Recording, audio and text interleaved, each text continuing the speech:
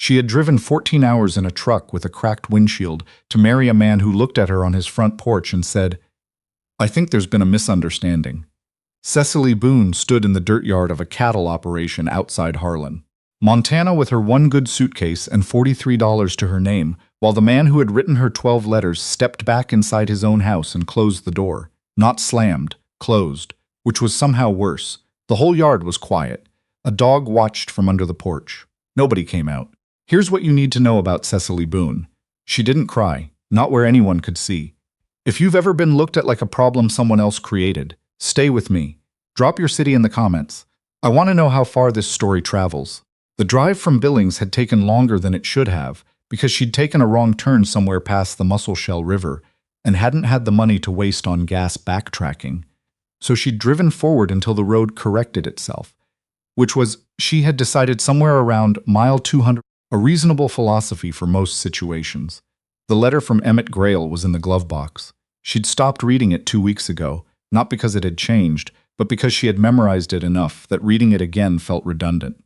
A practical woman, a solid arrangement, a home that needs a steady hand and a partner with sense. Emmett Grail had written a competent letter.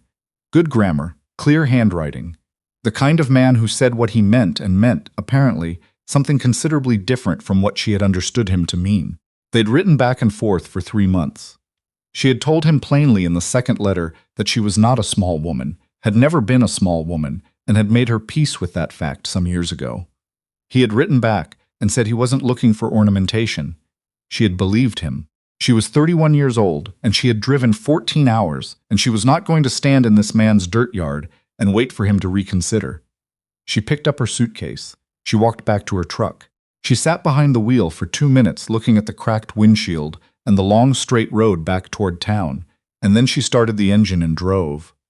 Harlan, Montana was not impressive on a Thursday afternoon in late September. It had a main street, a gas station, a diner with a hand-lettered sign, a hardware store, a post office the size of a generous closet, and the particular atmosphere of a town that had survived several things and was neither proud nor embarrassed about it. The mountains were everywhere. That part she hadn't expected, the way they sat on all sides of everything, like they were waiting for the town to do something interesting. She parked outside the diner and sat in the truck and took stock. What she had, $43, a full tank of gas she'd bought in Billings before the drive, a suitcase with 3 changes of clothes and a pair of work boots she'd owned for 6 years, her toolbox in the truck bed, and the letter from Emmett Grail, which she no longer needed. What she didn't have, a room, a plan, anyone in this town who knew her first name, or any clear answer to the question of what happened next. She had left her position at the county assessor's office in Cheyenne to come here. She had given up her apartment. She had told her sister she was moving to Montana, and her sister had said, finally, like it was a relief, which had stung in a way Cecily was still deciding what to do with. She was not going back to Cheyenne. She would sleep in the truck before she drove back to Cheyenne with this story. The diner was called May's, which told her nothing except that someone named May had at some point been involved. She went inside because she was hungry, and because sitting in a parked truck felt like giving up in a way that going inside somewhere did not. The diner smelled like coffee and fried potatoes and something with onions that was coming from the kitchen. She sat at the counter. A woman in her 50s with short, gray hair and the efficient manner of someone who had been on her feet for decades brought her coffee without asking. "Passing through?" the woman said. Her name tag said June. "I'm not sure yet," Cecily said. June looked at her with the particular attention of a woman who has run a diner long enough to read situations from the way people hold their coffee cups. She said nothing else, but she refilled Cecily's cup before it was empty, which Cecily took as a form of sympathy. She was on her 3rd cup when the shadow fell across the counter stool beside her. "You're the woman Emmett sent for." It was not a question. She turned.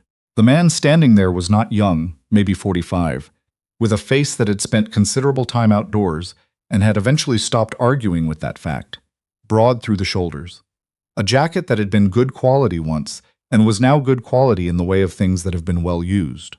He was holding his hat in his hands, which she would later come to understand was simply how he held himself when he was about to say something he wasn't sure how to say. "My name is Cecily Boone," she said, because she was not going to be defined only by what Emmett Grail had done to her. "And you are?" "Holt Alderman." He glanced at her suitcase, which she'd brought inside. You have somewhere to stay? I'm working on that. You got money for the hotel? The hotel was visible from the diner window. 2 stories, a sign that needed repainting. It was a direct question. She considered being offended by it and decided she didn't have the energy for that either. Enough for a few nights? I'm looking for work. He was quiet for a moment in the way of someone who has decided to say a thing and is choosing the exact form of it.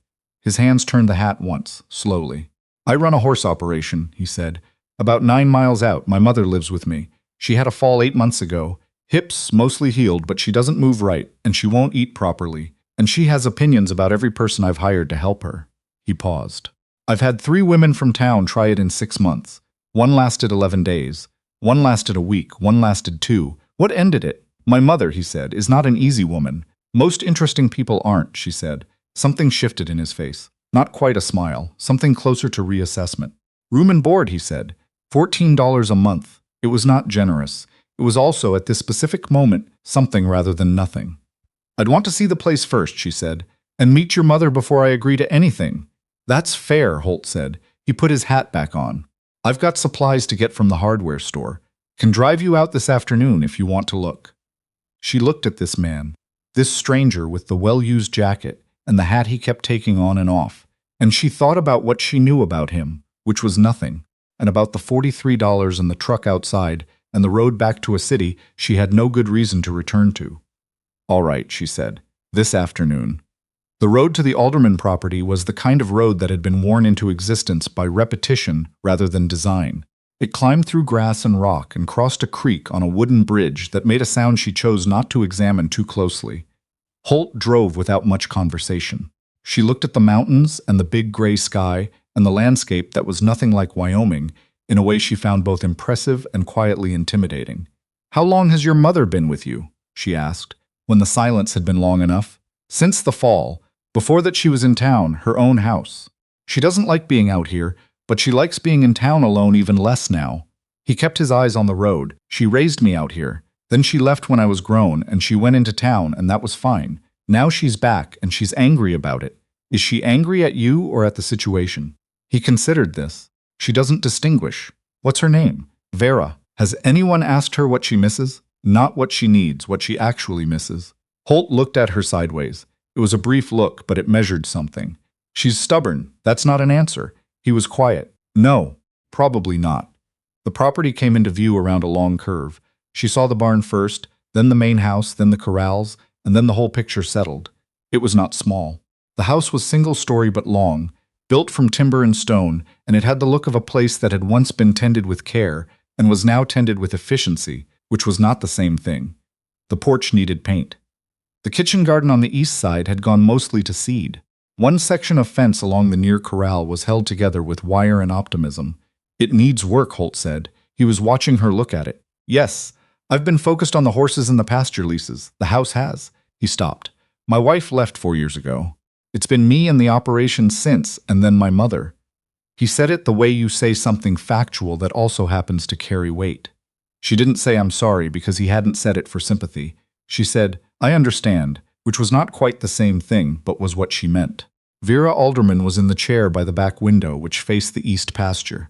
She was a small woman who had been larger in some earlier version of herself. You could see the frame of it in her shoulders, in the set of her jaw. Her white hair was pinned up with the efficiency of a woman who had given up on vanity without giving up on neatness. She did not look up when they came in. Mother, Holt said, this is Miss Boone. She's considering the position. Vera looked up. She looked at Cecily the way people look when they have already decided what they're going to find and are simply confirming it. You're not from here, she said.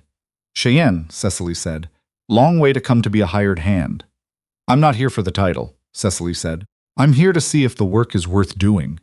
Vera stared at her for a moment. Then, everything I've eaten in this house for 4 months has come out of a tin or tasted like something made by someone who's afraid of seasoning. Then the cooking needs to change, Cecily said. When did you last eat a real meal? Vera blinked. What do you call real? Something that took more than 10 minutes. Something that smells like food when it's cooking. She looked around the kitchen doorway she could see from where she stood. Do you have a decent stove? Vera's mouth did something that wasn't quite a smile but was in that neighborhood. Cast iron. Been here longer than Holt has. She looked at Holt. I'll need to see the kitchen. The kitchen was functional and joyless. It had the organization of a room arranged by someone who cooked because eating was a biological requirement and not for any other reason. The cast iron stove was excellent, which was the most important thing. The pantry had dried beans, flour, salt pork, cornmeal, canned goods, and a set of spices that had been there long enough to have lost the argument. She could work with this. She walked back to the main room. $14 a month, she said. Room and board. I'll need to replace the spice situation, probably less than $2. And I need you, she looked at Vera, to tell me what you used to make before. Vera's eyes narrowed. Before what? She held Vera's gaze. Before you decided it wasn't worth the trouble. The silence that followed that was significant. Chicken and dumplings, Vera said finally, and her voice had lost some of its armor. Every Sunday, my mother's recipe, and a proper beef pie, not that canned business. Tell me what else she made, Cecily said. When you're ready. Not today. Vera looked at the window. The room's upstairs, she said. Second door on the left. It has a view of the east pasture, which is the only view worth having. She looked at Holt. He was looking at her with something she hadn't expected in his face. It took her a moment to identify it. It was relief. She spent the rest of that afternoon making a list. Not of what was wrong. That list would have been long and depressing and not useful. A list of what was manageable. What could be done in the first week. What would take longer. She started with the kitchen because that was where she could do the most immediate good, and because she had understood something without ever having put it into words. The way to reach someone who has given up is almost never through their feelings directly. It's through their body. Something warm, something familiar, something that reminds them the world still has things in it that are worth experiencing. She made a simple supper from what was in the pantry. Seasoned beans with salt pork, cornbread from scratch, an onion she found in the root cellar that was still mostly good. When she brought it to the table, Vera was already seated. She didn't know whether Holt had said something or whether the smell had done the work. She set down Vera's plate. Vera looked at it. It's not the dumplings. No, Cecily agreed. The dumplings take the right chicken. I'll need to get to the store. This is what's here tonight. Vera picked up her fork. Cecily went back to the kitchen and gave her the dignity of eating without an audience. From the other room, she heard the sound of silverware. Then, there's more cornbread? There was. She brought it. That first night, lying in the upstairs room that smelled of cedar and old paint, with the east pasture going dark outside the window, Cecily did not sleep for a long time. She lay on her back and looked at the ceiling and took inventory of the past 10 hours with the same methodical precision she had once applied to property tax assessments in Cheyenne. She had been rejected on a man's front porch. She had agreed to work for a stranger in a house 9 miles from a small town where she knew nobody. The stranger had a difficult mother who had been trying to disappear into her own unhappiness. The house needed significant work. The financial arrangement was thin. The situation was precarious in ways she hadn't yet fully mapped. These were the facts. She laid them out plainly, without embellishment. Then she thought about the sound of Vera's fork against the plate, the way the cornbread had disappeared. She thought about Holt's face when his mother had said, "The room's upstairs." That specific quality of relief in a person who has been managing something alone for too long and has just been handed something to hold on to. She was not going to fix this house in a week. She was not going to fix whatever had gone cold inside these two people in a month, or maybe ever. But the beans had been good, and Vera had eaten a real meal for the first time in what looked like months. And tomorrow there was the chicken to think about, and the spice situation, and $14 a month that kept her somewhere other than Cheyenne, with a story she didn't want to tell. It was enough to work with. She closed her eyes. Outside, the Montana dark came down hard and clean off the mountains, and somewhere in the far pasture a horse shifted, and Cecily Boone, who had never been very good at waiting for things to come to her, felt something in her chest that was not quite peace, but was the next-door neighbor to it. The chicken and dumplings took most of Saturday. Cecily was up before light, which was simply how she operated. She had the stove going and coffee made before Holt came down in his work clothes, clearly not expecting to find the kitchen occupied and in use. "You didn't have to start this early," he said. "The chicken needs time," she said. "Sit down. There's coffee." He sat. She poured. He wrapped both hands around the cup and watched her with the careful attention of a man who wasn't yet sure what he'd invited into his house. She could feel him watching and she didn't mind. Let him watch. She was not doing anything she wasn't prepared to account for. "My mother was up in the night," he said. "Did she wake you?" "I wasn't sleeping." "What does she do?" When she can't sleep, sits in her chair. Sometimes I find her at the kitchen table in the dark, which the doctor told her not to do because she's not steady enough yet on the hip. Does she go to the table because she's hungry, or because she wants the company of a room she used to run? Holt looked at his coffee. I've never thought to ask. You might. He was quiet for a while. Then she talked about her garden last night. She used to grow everything. Tomatoes, peppers, squash, had a greenhouse she built herself in the 60s out behind the townhouse. She sold it when she moved back here. A pause. She didn't mention the garden to me. I heard her talking to herself. Cecily kept her back to him, working the dough for the dumplings. The south side of the house has good light, she said. Even in October, there's enough. She can't bend down well enough to tend a garden. There are ways to garden that don't require bending. She turned. Has anyone suggested that to her? He looked at her. No, all right. He finished his coffee, stood, and moved toward the door. He stopped with his hand on the frame. There's a ledger in the desk in the front room, top right drawer. If you need anything from the hardware or the feed store when you go into town, write it down. He left. She listened to his boots on the porch, then the sounds of the morning operation coming up around the house like water. She turned back to the kitchen and gave the chicken her attention. Vera came down at 10, one hand on the stair rail, moving with the specific deliberateness of someone managing pain they've decided not to discuss. Cecily heard her and said nothing, letting her reach her chair in her own time. She had already concluded that offering help before it was asked would be the wrong move with Vera. This was a woman who had built a greenhouse with her own hands. You didn't reach that kind of person by rushing to them. She brought coffee. Vera took it. Then she smelled what was in the kitchen, and something in her face changed. Not dramatically, not the way it happens in stories, but in the small and real way that faces change when something reaches them that they weren't prepared to be reached by. That smells like my mother's kitchen, she said. She said it quietly, to the window, not to Cecily. I used a lot of thyme, Cecily said from the doorway. Is that right? And sage, Vera said. A little sage. Clara always said the sage was the thing that made it hers. I can add it next time. Tell me what else she put in. Vera looked at her for a long moment. Bay leaf, she said, and she browned the chicken first, every piece before the stock. She said that step was the one people skipped, and that skipping it was why most dumplings were a disappointment. She was right, Cecily said. She went back to the kitchen. Behind her, she heard Vera make a sound. Not quite a laugh, too small for that, but something in the same family. Over the next 2 weeks, Cecily worked through the house with the same systematic patience she had once applied to delinquent property tax records.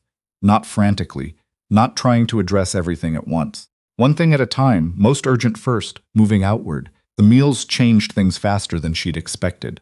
Vera, it turned out, was a woman for whom food had always been a form of love, not in an indulgent way, but in the specific way of people who learned early that feeding someone well was one of the most direct ways to say you believe their life has value.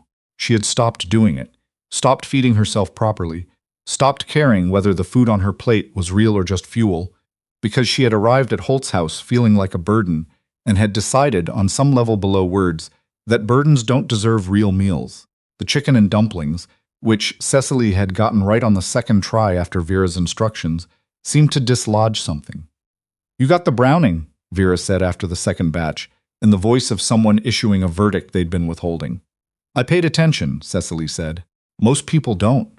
Vera looked at her bowl. My husband never learned to cook. Didn't think it was his business, but he could eat. Lord, that man could eat. Something passed through her face. He died 17 years ago. I'm sorry. I'm not looking for sorry, Vera said, in the same tone she'd used when she first asked if Cecily was from around there. Not unkind, just precise. I'm just saying. He ate everything I put in front of him like it was the best thing he'd had. Made cooking feel like it mattered. She pushed a dumpling to the side of her bowl and then pulled it back. When I stopped cooking for someone, I stopped cooking for myself too. That was probably the wrong decision. Cecily said nothing. She refilled Vera's water glass and let the moment settle. The harder thing was the paperwork. She noticed the filing cabinet on her third day. It was in the room off the kitchen that served as Holt's office. A metal cabinet, 4 drawers, pushed against the wall behind the desk. She had not opened it because it was not hers to open. But at the end of the second week, when she was cleaning the office as part of working through the house room by room, she found the bottom drawer stuck. The reason it was stuck was a folder wedged in sideways that had expanded and jammed the track. She eased the folder out carefully. It was full of correspondence, lease agreements, grazing contracts, water access documents, a number of letters from a company she didn't recognize. She had been about to set the whole thing on the desk and close the drawer when one letter stopped her. Not for its content, initially, for its numbers. She had spent 4 years in a county assessor's office, and before that 2 years as a bookkeeper for a small ranch supply company in Casper. She knew what lease documents looked like. She knew what the standard terms were, and what she was reading was not standard. She sat down at Holt's desk and kept reading. 40 minutes later, she heard the back door. Holt came in from the corrals and stopped in the office doorway when he found her at his desk with papers laid out around her in 3 organized stacks. "What are you doing?" The bottom drawer was stuck. "I was trying to fix it and found these." She looked up. "When did you sign a grazing lease with something called Meridian Pasture Holdings?" He pulled off his jacket. 3 years ago. For the east section, the high grass. Why? What were the original terms? 60 per acre, renewable annually. He crossed the room and looked at the paper she was holding. Why? She pointed to the clause on the 3rd page, a paragraph that was not short and was set in a font 2 sizes smaller than the rest of the document. This says the renewal option converts to a 5-year lock at the company's discretion after the 2nd annual renewal. You renewed last year? Sign the renewal in August. That was your 2nd renewal. The room was quiet for a moment. "So they can lock the rate," he said. "They can lock the rate and the terms. For 5 years. She set the letter down, which by itself might be annoying but survivable. Except this. She pulled another document from the 2nd stack. Is a letter from a company called Prairie Land Consolidated, dated 3 weeks ago, expressing interest in acquiring the grazing lease from Meridian. Prairie Land is offering Meridian a buyout of their lease rights. Holt looked at both documents. His jaw had gone tight in the way of a man who is very angry and is managing it by not moving. If Prairie Land buys Meridian's lease position, she said, they take over the 5-year lock. Your east section, how many acres? 80 acres, at terms you didn't agree to, controlled by a company you've never met, for 5 years. She paused. I don't know for certain that this is wrong. It might be standard practice in how Meridian structures these things.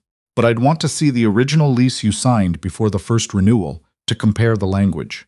Holt pulled a chair over and sat down across from her. Show me what you found. They spent an hour and a half at that desk. Then Vera appeared in the doorway, drawn by the sound of 2 people having a serious conversation at measured volume, which was probably more activity in that room than it had seen in some time. What is this? She said. Holt looked up. Cecily found something in the lease documents. Vera came into the room slowly. She lowered herself onto the corner of the small sofa against the wall and looked at the papers spread across the desk with an expression that was different from her usual careful distance. She looked at them like someone who has been pretending not to think about something and has just been given permission to stop pretending. The east section, she said. Cecily looked up. You know about this? I know that a man came around 18 months ago asking questions about that parcel. Said he was with a land advisory firm. Asked whether we'd ever considered a lease consolidation. She said it flatly, reciting something she'd filed away. Holt wasn't here. I talked to him for about 10 minutes and sent him on his way. He left a card. What company was on the card? Vera looked at her steadily. I threw it out. But the logo was green with 2 letters, PC or CP, I can't remember the order. Cecily looked at the Prairie Land Consolidated letterhead. The logo was green, Prairie Land Consolidated uses green. The room went still. They were here first, Holt said. Before Meridian even approached me. It appears so, Cecily said. She was already organizing her thinking. Which suggests the Meridian lease wasn't an opportunity that came to you. It was steered to you. Vera's expression had changed entirely. She no longer looked like a woman rationing her own presence. She looked like someone who remembered something about herself she'd been letting go unused. The man who came around, she said. He asked specifically whether the east section was under a water access agreement with the Carver property. Holt looked at her. Why didn't you tell me? Because you were dealing with enough and I didn't think it amounted to anything. Her jaw was set. I was wrong. What's the Carver property? Cecily asked. The parcel east of ours. Old family, been there since the 20s. The creek that runs through the east section originates on Carver land. She thought about the letter in front of her and the lease clause and the timing, and she thought about what kind of patience and coordination it took to send one man as a scout 18 months before the lease offer arrived. They want the water, she said. Nobody said anything for a moment. We need to find the original lease document, Cecily said. The one you signed before the first renewal. Is it in here? Should be, Holt said. He stood and went to the top drawer of the cabinet. She was right about that. The original lease was in the top drawer, and it was different from the renewal document in one significant way. The conversion clause was not in it. Someone had added it to the renewal paperwork. Holt read both versions side by side with the slow, careful attention of a man who has just understood that something was done to him deliberately. I need a lawyer, he said. You need someone who knows lease law specifically, Cecily said. Not a general practice attorney. Someone who has dealt with grazing rights and water access disputes. She paused. I can look into who practices in this county, but it might be worth driving to Billings if the right person is there. There's a man named Aldous Crane in Billings, Vera said. Both of them looked at her. He handled the water dispute between the Carver family and the county in 1987. Won it. He's not cheap, but he's competent. Cecily looked at Holt. He looked back at her with the expression she was coming to recognize, the one that meant he was adjusting what he thought he understood about a given situation. Write to him today, she said. Don't say anything in town about what you found, not yet. He looked at her sideways, then nodded once. All right. He went to find paper. Cecily stayed at the desk and began organizing the documents into a sequence. Behind her, she heard Vera get up from the sofa. She heard the careful sound of Vera's footsteps moving toward the kitchen. And then, after a moment, the sound of the kettle being filled. That was the first time Vera made coffee for someone else. Crane's response arrived 8 days later. Holt brought it inside still sealed, set it on the kitchen table in front of Cecily, and sat across from her without opening it. She understood that this was not avoidance. She opened it. Crane wrote 4 pages, close and precise. The lease conversion clause, he said, was not illegal on its face, but its addition to a renewal document without explicit renegotiation notice to the lessee was a procedural question he considered viable. More significantly, he had seen Meridian Pasture Holdings in 2 other lease disputes in the past 18 months, both in eastern Montana, both involving parcels with creek or spring access. It's a pattern, she said. Holt read the same paragraph. He says he wants to see both lease versions and the original correspondence from Meridian. Send copies. Keep everything original here. He looked at her. You think they'd... I think Meridian arranged for a clause to appear in a renewal document that wasn't in the original contract without telling you about it. I'd rather not underestimate what they're willing to do. She paused. Crane also mentions a man named Price in the last page. Holt's face changed. You know him, she said. Darren Price. He's the one who brought me the original Meridian lease. He set down the letter, came out here in person, said they were looking to build relationships with independent operators in the region, made it sound like he was doing me a favor. She thought about coordinated patience, about scouts, about a company willing to spend 18 months arranging the conditions for a single trap. They're going to come back, she said. Now that the 5-year lock is in place, they have something to sell to Prairie Land. They'll want to finalize the transfer. 3 days later, they heard hoofbeats in the yard. Cecily was hanging laundry on the south side of the house when the truck came up the drive. 2 men, good coats. The truck was clean in a way that meant it had not been used for ranch work that morning or any other morning. Holt came out of the barn. She watched from where she stood, a sheet still in her hands. The older man introduced himself as Reginald Price, not Darren, a different Price, which told her something about how this company was structured. He introduced the second man as a legal representative. He said it pleasantly, which was the first thing that told her. He expected this to go a certain way. Cecily came around the corner of the house, the laundry basket under her arm. Price looked at her briefly, and then returned to Holt, which was the second thing that told her something. She was the housekeeper. Housekeepers were not part of negotiations. We're in contact with your Meridian representative about the lease transfer, Price said.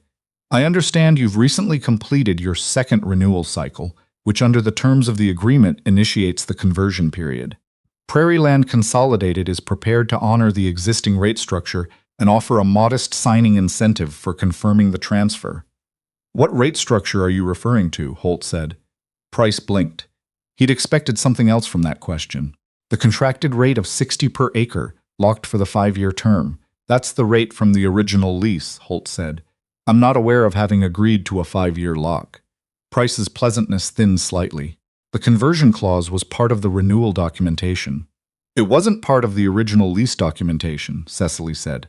Price looked at her. He looked at her the way a man looks at something he's recalculating. And you are? Cecily Boone. I manage the property records. She kept her voice exactly as pleasant as his had been. The clause you're describing appears in the renewal document, but not in the original lease. That's a material change in terms. When was Mr. Alderman notified of that change before signing the renewal? A pause. The renewal document was provided in its complete form, Price said. That's not notification, she said. That's a document. Notification of a material change in lease terms requires explicit disclosure. Your company's representative presented this renewal as a standard continuation. She paused.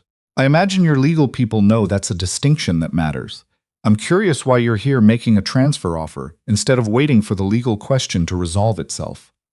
The silence that followed was longer than Price had intended it to be. We'll be in touch, he said. He and the second man returned to their truck and drove back down the road without another word. Holt watched them go. When the dust settled, he looked at Cecily. I don't know if what I said about notification is legally correct, she said before he could speak. I read it in Crane's letter. But it landed. It did, he said. They'll come back with lawyers, she said, more prepared. But some of what I said will have traveled back to their office, and they'll have to decide how to handle it. That buys time. She was right about that. The response from Meridian came not in person, but through a formal notice from their legal representatives, delivered via the post office in town. The notice described a proposed mediation proceeding to resolve the contractual ambiguity regarding the lease renewal terms. It was dated to occur in 5 weeks. It was drafted to feel inevitable. Vera read it at the kitchen table that evening. Holt had brought it inside, and she had been there and had simply picked it up without asking, which neither of them commented on, because Vera had been in that kitchen every evening for 2 weeks now, helping with supper in small ways that expanded slightly each night, and that had become the natural arrangement. She set it down. In 1962, she said, a man tried to buy the water rights to the North Draw from Holt's father for a price that was an insult to the amount of water involved. His father told the man something I won't repeat in present company and showed him the gate. She looked at the letter. His father was right, but he didn't have anything on paper. We have the original lease, Holt said. And Crane, Cecily said. She was already at the desk writing. I'm going to send him the mediation notice tonight, along with the comparison I've made between the 2 lease documents. She didn't look up. He needs to know about the 5-week window. Vera watched her write. You do that like you've done it before. I've organized records for people who were trying not to lose things, Cecily said. It's not so different. Vera was quiet for a moment. Then, my mother used to say that the women who keep the books keep everything else too, whether they get credit for it or not. Cecily looked up from the desk. Vera met her eyes with the expression of someone who has just said something they meant and is making sure it was received. She wasn't wrong, Cecily said. Crane arrived in person 11 days before the mediation was scheduled. He drove himself out from Billings in a 4-wheel drive and came in through the kitchen door, which Vera had left unlocked because she'd decided she trusted him, which was how Vera communicated most things, through action rather than announcement. He was a compact man in his 60s, gray at the temples, with the focused quietness of someone who spent his professional life separating what was relevant from what merely sounded relevant. He sat at the kitchen table with both lease documents and Cecily's comparison notes and read for 90 minutes without speaking. He drank the coffee she put in front of him and occasionally made a sound that could have meant anything. When he finished, he looked at Cecily. Who organized this? He said. I did. You're a lawyer? I kept records for a county assessor's office. He looked at her the way Crane apparently looked at all things he was updating his assessment of. The clause comparison is what makes this viable, he said. A missing clause in an original document that appears in a renewal without documented disclosure. That's the argument. It's not a guaranteed win, but it's a real argument. They'll say he had the opportunity to review the renewal before signing. They will.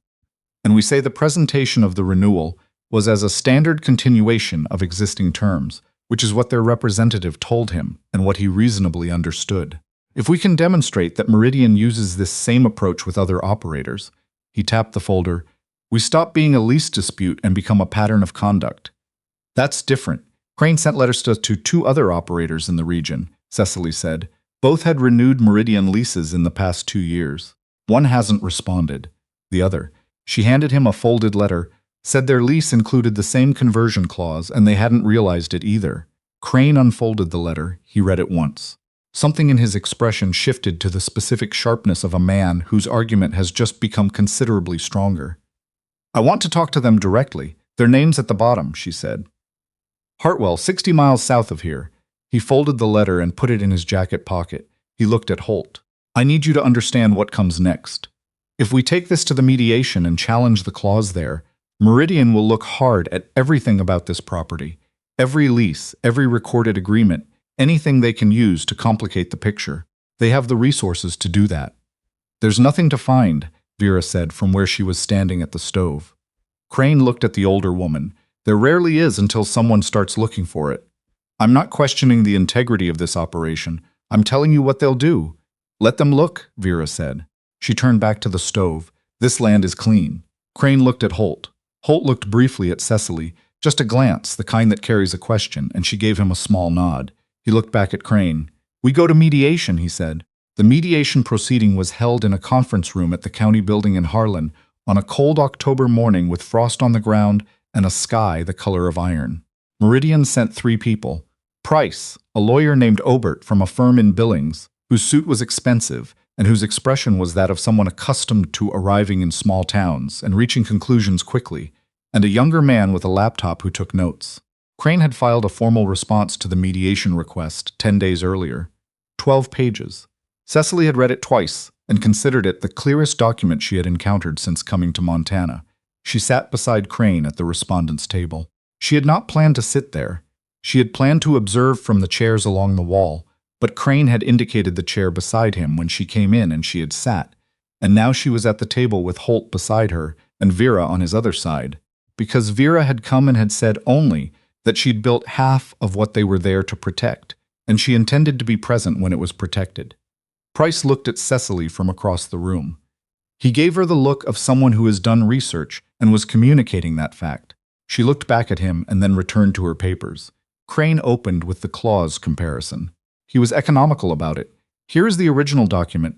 Here is the renewal. Here is the clause that appears in one and not the other. Here is the email from Meridian's own representative describing the renewal as a standard continuation. He let the sequence speak. Obert responded with a competent argument about standard industry practice and the lessee's responsibility to review signed documents. He was good. Cecily acknowledged that privately. He moved with the confidence of someone who had made this argument and won it before. Then Crane presented the Hartwell letter and his notes from his phone call with the Hartwells the previous week. The same company, the same clause, the same presentation as a standard continuation. The mediator, a woman named Parks, who had been scrupulously neutral through the preceding 2 hours, stopped writing and looked up when Crane finished reading the Hartwell account. Obert asked for a recess. During the recess, Cecily stood by the window at the end of the room.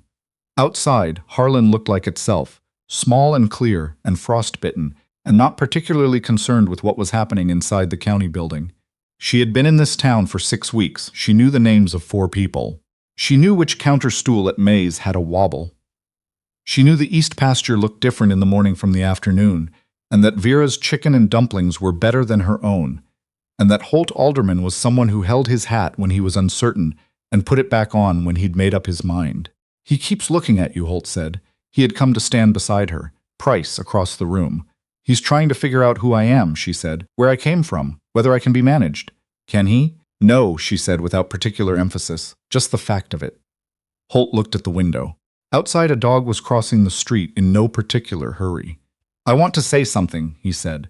"That might come out wrong. Say it anyway. I've been watching you work for 6 weeks, at the desk and in the house and in this room today, and I keep thinking about what this place would have looked like if you'd gotten back on the road after Emmett Grail." He paused.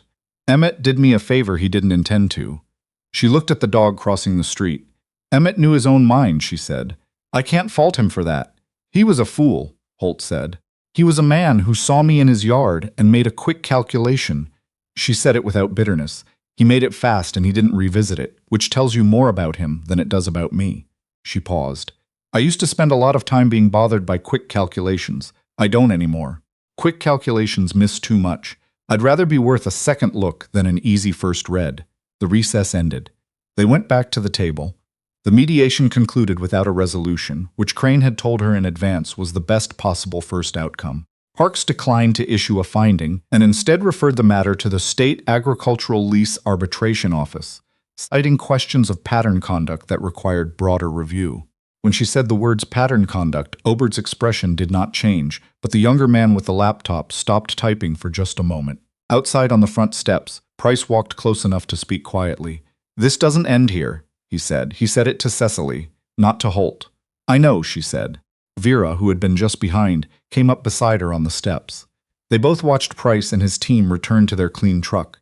"You did well in there," Vera said. "Crane did well. Crane has done this many times." Vera looked at the street. "You did something different. You found what was there to find." She didn't know what to say to that, so she said nothing.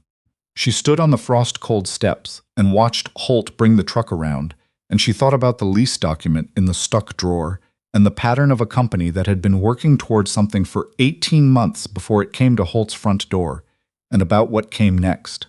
Because Price was right. This was not finished, but it was not what it had been 6 weeks ago either. 6 weeks ago, it had been a woman sitting in a diner with $43 and no plan. Now there was a record and a lawyer and a referral to state arbitration and something worth staying for. She went down the steps to where Holt was waiting with the truck. The arbitration review lasted 4 months. Cecily had known it would take time. Crane had told her. Her own reading of how these things moved confirmed it. But knowing a thing takes time, and living through the time are different experiences, and the difference lives mostly in the early mornings when the ranch is quiet, and there's nothing to do but keep doing what's in front of you. She got better at the waiting by giving it something to do.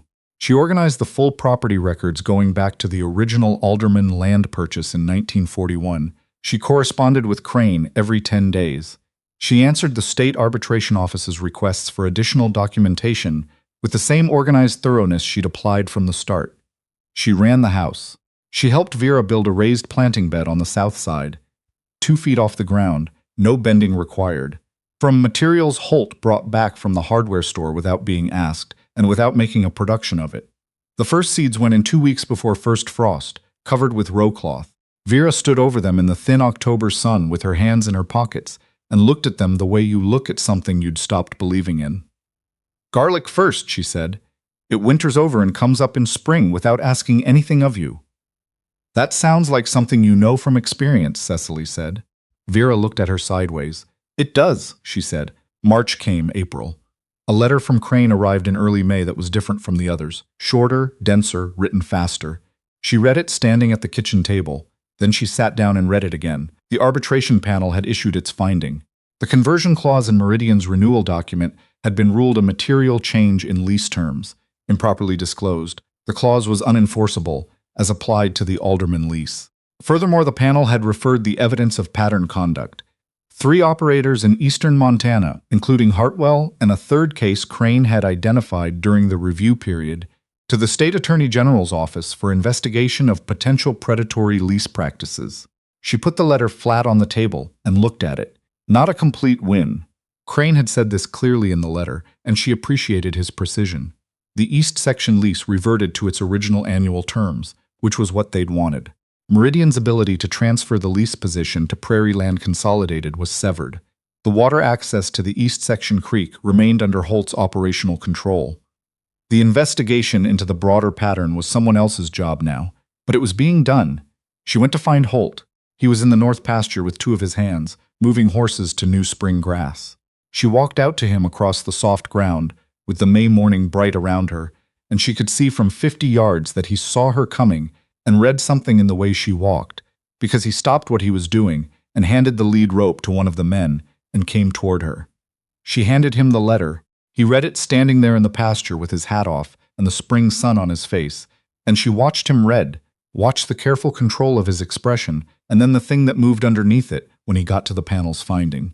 He read it twice, he folded it, he held it. "This East Section," he said. "It's yours, Clean, the way it was before."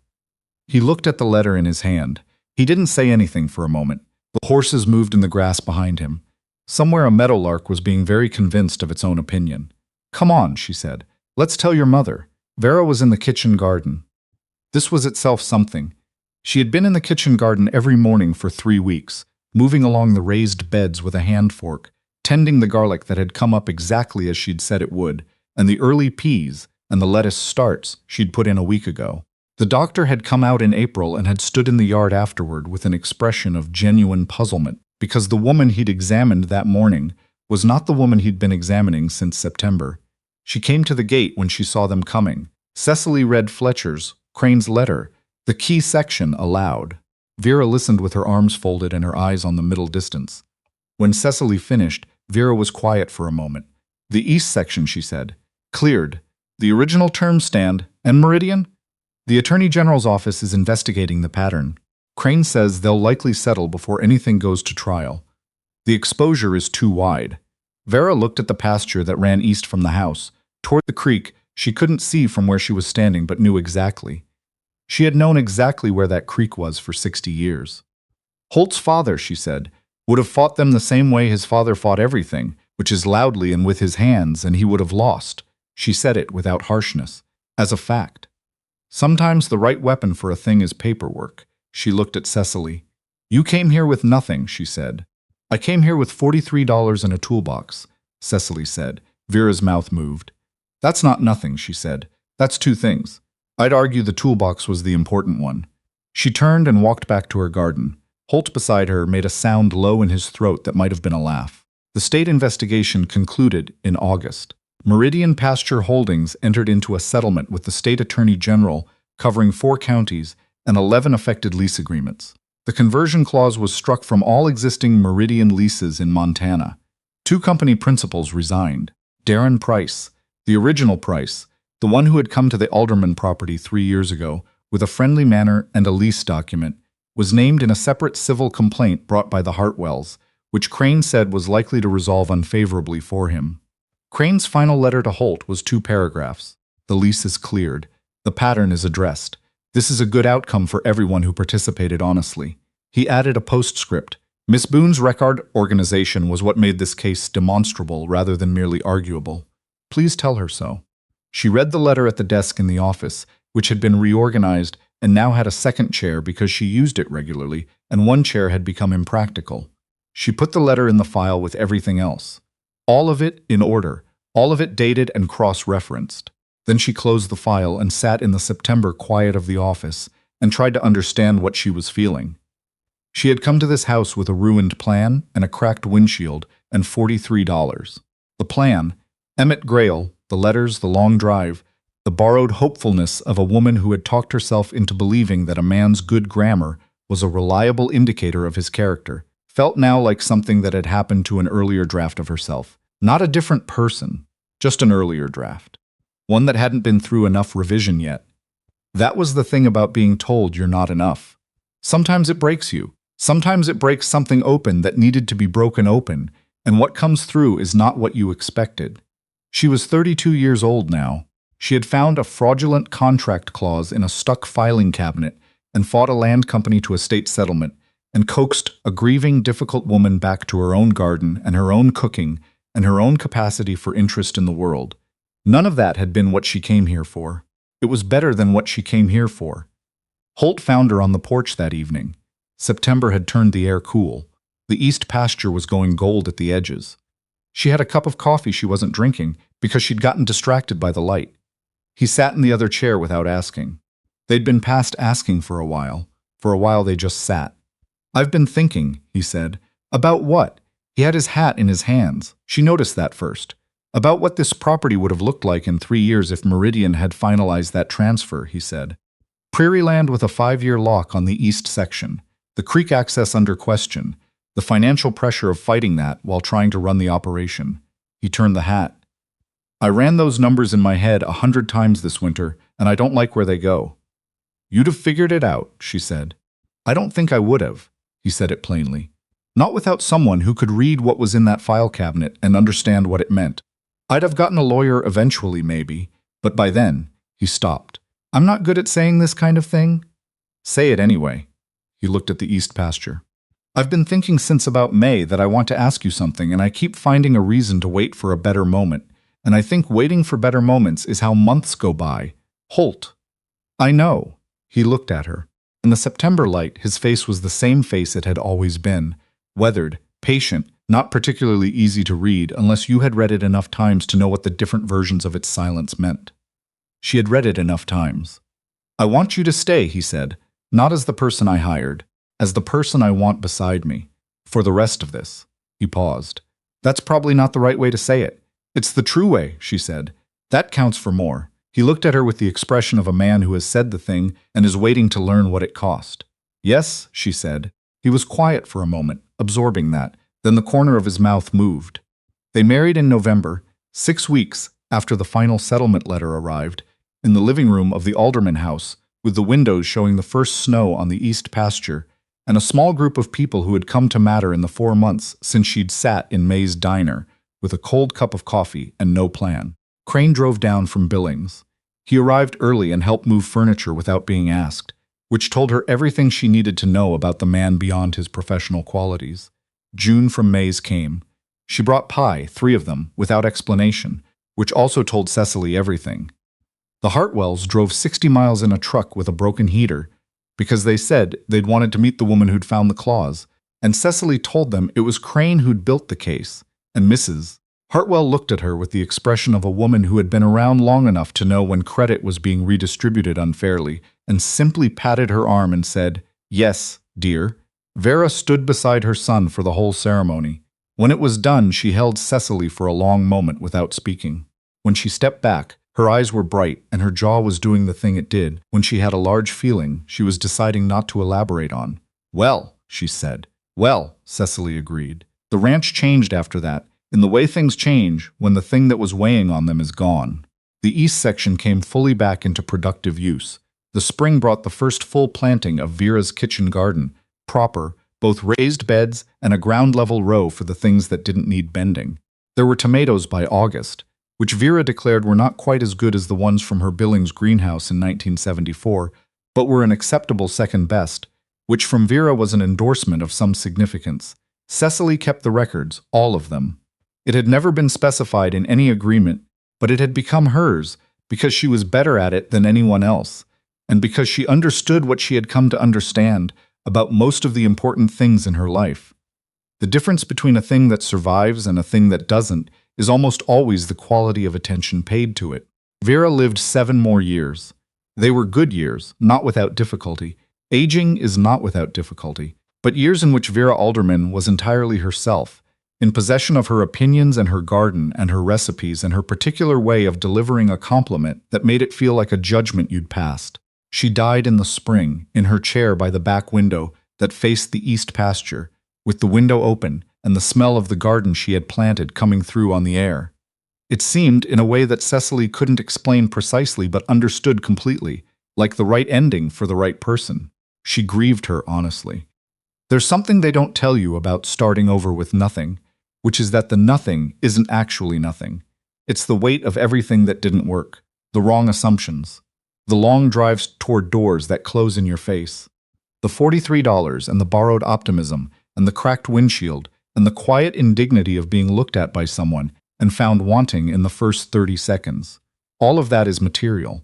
All of it is something to build from, if you can resist the impulse to call it only loss. Cecily Boone had arrived in Harlan with nothing she had planned for and everything she would eventually need. She had needed the hunger that comes from having no alternative. She had needed the stubbornness that comes from being told, in 100 quiet ways, that you are not the right kind of person for the life you are trying to build. She had needed, though she would not have said it this way, to be set loose in a hard place with her hands and her mind and enough room to find out what she was actually made of. Most people are made of considerably more than the first impression of them suggests. That is not a comfortable thing to believe, because it carries with it a responsibility. The responsibility to keep going when the door closes, to pick up your own suitcase, to walk into the diner instead of sitting in the truck, to open the stuck drawer and read what's inside and keep reading until you understand what you've found. It would have been reasonable to drive back to Cheyenne. No one would have blamed her, but she had $43 in good work boots and the particular stubbornness of a woman who had been underestimated enough times to have stopped finding it surprising. And that turned out to be enough, more than enough. It turned out to be exactly the right equipment for the exact terrain she found herself in. Years later, a young woman came to visit the ranch. She was asking around the county about the Meridian case. She was writing something, a thesis or a paper, something about predatory lease practices in rural Montana. Someone had told her about the Alderman property. Cecily was in the kitchen garden when she arrived. She came to the gate and the young woman asked her, with genuine curiosity, how she had known what to look for in those lease documents. Cecily thought about it honestly. I didn't, she said. The drawer was stuck. I fixed it. There were papers inside. I read them. She paused. I didn't know what I was looking for until I found it. The young woman wrote that down, which Cecily found slightly funny. She invited her in for coffee, because that was what you did when someone came to your door. She put the kettle on. She cut bread and brought out the butter, and the jam Vera had taught her to make from the wild plums that grew along the north fence line. The kitchen smelled of wood smoke, and the herbs she kept on the windowsill. Outside, the east pasture was doing what it always did, running down to the creek that ran over pale stones in the September afternoon, belonging to the people who had fought to keep it, who tended it, who would pass it on to whoever came after them. That was what survival looked like when it wasn't being dramatic about itself, not the hearing room or the legal finding or the stuck drawer where everything began. Just the kettle and the bread and the door open, and someone saying, "Come in, sit down, let me get you something warm." That was what she had built. It was enough. It was by any honest measure she knew how to apply more than enough. It was everything.